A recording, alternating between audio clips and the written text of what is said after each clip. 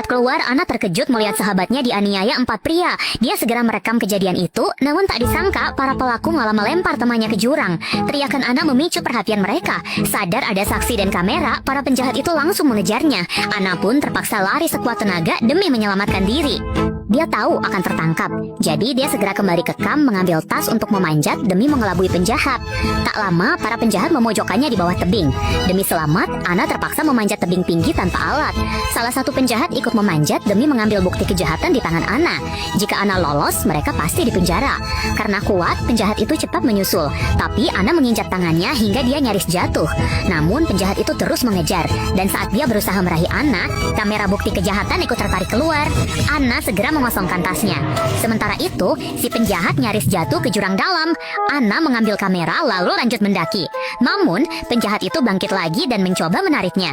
Tak tinggal diam, Anna menendang penjahat itu hingga jatuh. Suara tulang patah dan jeritan penjahat itu menggema di lembah. Melihat rekannya jatuh, 3 penjahat lain geram dan bersumpah membalas Anna. Mereka segera membawa rekan yang cedera ke kamp, mengobati lukanya seadanya, lalu mengambil perlengkapan untuk mengejar Anna di tebing. Anna memanfaatkan waktu ini untuk istirahat. Agar memanjat lebih cepat, ia memakai sepatu gunung, mengecek peta jalur terbaik, lalu lanjut melarikan diri. Tiba-tiba, ada kadal besar di dekatnya dengan kepala segitiga berbahaya. Anna membeku ketakutan karena gigitannya mematikan. Untungnya, kadal itu segera pergi. Saat itu, para penjahat kembali. Sadar kalah ahli memanjat, mereka memutar lewat jalan kecil untuk mencegah Anna di puncak. Tanpa tahu rencana itu, Anna terus memanjat sekuat tenaga. Sampai di tengah tebing, ia mulai kelelahan. Tangannya mulai terasa sangat sakit. Ia pun beristirahat. Setelah minum air, botolnya terjatuh saat akan disimpan. Pemimpin penjahat mengejeknya sambil minum dengan rakus, berharap ia menyerah.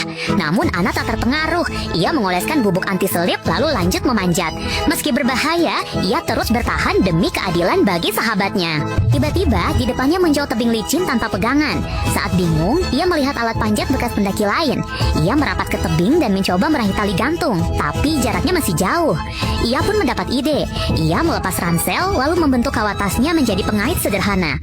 Setelah bersiap, ia mengulurkan tangan dan berhasil mengaitkan talinya. Usahanya tidak sia-sia. Akhirnya, ia berhasil meraih tali. Anna tetap waspada di tebing tinggi itu. Mengingat latihannya, ia melompat sekuat tenaga. Ia berhasil meraih batu dan melihat tenda tua untuk beristirahat. Ia merangkak ke sana saat langit mulai gelap. Anna bermalam di sana. Tanpa disadari, 3 penjahat tiba di atasnya. Suara Anna mengungkap posisinya, namun bebatuan menghalangi pandangan mereka. Para penjahat yang punya banyak persediaan itu mengancam akan melepaskannya jika kamera diserahkan. Tapi Anna mengabaikan mereka karena kelompok itulah yang membunuh sahabatnya. Dia harus menyerahkan bukti itu ke polisi. Para pria berdiskusi cara mengambil kamera, namun kesulitan karena situasi saat ini. Kedua pihak pun buntu. Kelly lalu memanfaatkan waktu untuk memperbaiki tenda agar bisa berlindung dari dingin. Ia memasang pengait di bawah batu lalu membentangkan tendanya. Saat malam tiba, Kelly masuk ke tenda, sementara Josh di atas terus bicara tak berguna. Setelah makan sedikit, Kelly bersiap istirahat. Namun Josh yang kesal berencana memasukkan beban ke tas punggung. Mereka mengikat tas dengan tali lalu melemparnya ke bawah. Tas meluncur cepat ke arah Kelly. Terkejut, Kelly mengeceknya, namun ia malah terlempar keluar. Untung ia sigap memegang tenda. Saat tas menghantam lagi, ia memeluknya. Orang di atas bingung karena tali tak bisa ditarik. Josh mengintip dan melihat Kelly memeluk tas itu. Ia segera memotong talinya. Saat terjatuh, Kelly cepat memegang batu, dan ketika tas jatuh ke jurang, Kelly berhasil naik kembali. Ia pun selamat. Di luar angin sangat dingin.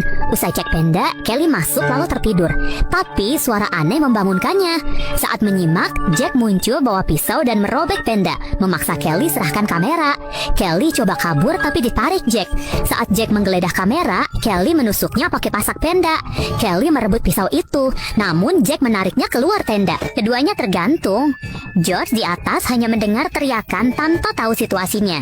Kelly menusuk paha Jack agar tak melapor ke Josh, takut tali dipotong.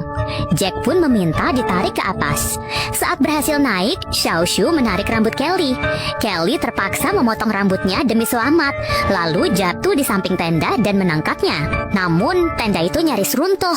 Kelly segera mengambil ransel dan kembali berpijak sebelum tenda jatuh. Kelly kehabisan tenaga dan bersandar di tebing. Di atas, kondisi yang lain juga buruk. Jack terluka parah akibat tusukan Kelly. Kelly. David membujuk Josh agar mereka berhenti dan kembali ke kabin untuk melihat Tyler. Jack pun setuju. Josh setuju turun gunung besok. Tapi malamnya, Jack curiga Josh membunuh Tyler saat mengambil sarung tangan. Karena Josh memang kejam. Jack mengungkap Josh sedang hancur, diblokir tunangan, keluarga rugi 30 juta, dan diusir dari rumah. Dengan kondisi ini, mustahil dia menyerah, apalagi Tyler hilang kontak.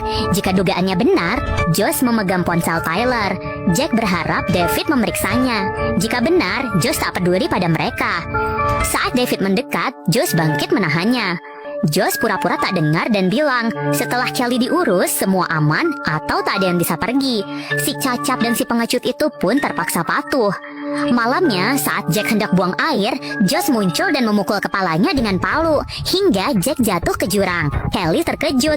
Saat David bangun dan Jack hilang, Josh berdalih menyuruh Jack mencari bantuan. David lalu menawarkan diri untuk menghabisi Kelly dengan palu. Meski ragu, Josh setuju. Di bawah, David menenangkan Kelly dengan makanan dan berbisik bahwa Josh lah yang gila dan bertanggung jawab atas segalanya. Tak berani melawan, David mengandalkan Jack yang turun mencari bantuan. Dia menjamin keselamatan Kelly asal mau bekerja sama. Namun Kelly mengungkap Jack sebenarnya jatuh, mungkin akibat ulah Josh yang tak ingin siapapun selamat. David terkejut menyadari nyawanya terancam. Akhirnya mereka berunding. David membawa kamera ke atas sementara Kelly berpura-pura dipukul jatuh olehnya. Saat terdengar jeritan, Josh bingung sementara David ditarik ke atas. Kelly bersembunyi di bawah. Di atas, David melempar kamera ke Josh, tapi kartu memorinya hilang. David menelpon Tyler, membuktikan ucapan Jack bahwa Josh telah membunuh Tyler dan mengambil ponselnya.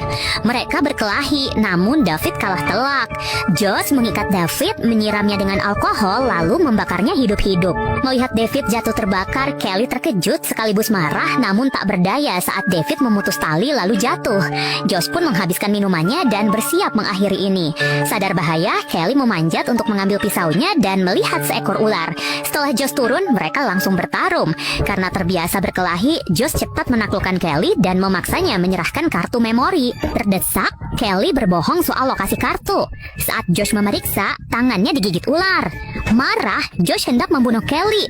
Namun Kelly memotong tali saat Josh lengah. Josh bergelantungan pada batu dan memohon ampun karena takut. Alih-alih menolong, Kelly justru menginjak tangannya. Josh pun jatuh ke jurang. Film berakhir dengan jeritannya.